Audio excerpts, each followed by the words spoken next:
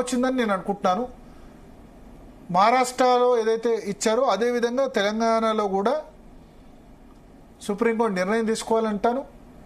At the same time TRS కూడా వీళ్ళేదో శుద్ధులు చెప్పడం కాకుండా ఇంతకాలం మేము చేసింది తప్పు, అప్పుడు మేము తీసుకుని తప్పని అంగీకరించట్లేదు. మొన్న మన ఇంటర్వ్యూలో అడుగుతూ కదా 2/3 వచ్చారు. 2/3 వస్తే మాత్రం ఏం అవసరం మీకు?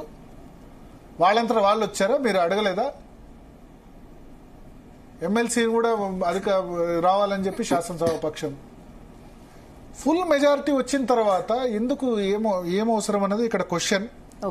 సో ఒక మంచి డిసిజన్ సుప్రీంకోర్టు తీసుకుంటుంది.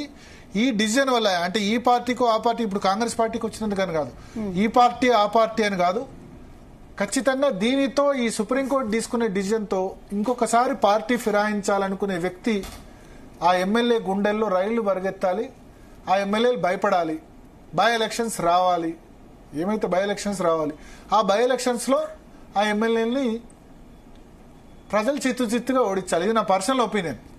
వేటు వేయాలి అని ఆల్రెడీ 79% చూపిస్తున్నారు, వేటు వేయాలని చెప్పి. సో ఓవర్వెల్మింగ్ పబ్లిక్ ఇదే కోరుకుంటున్నారు. ఈ ఆయారం గయారం సంస్కృతి, ఒక పార్టీ నుంచి గెలిస్తే ఇంకొకటి, అభివృద్ధి అభివృద్ధి అభివృద్ధి అధికార పక్షంలో ఉంటేనే అభివృద్ధి అవుద్దా?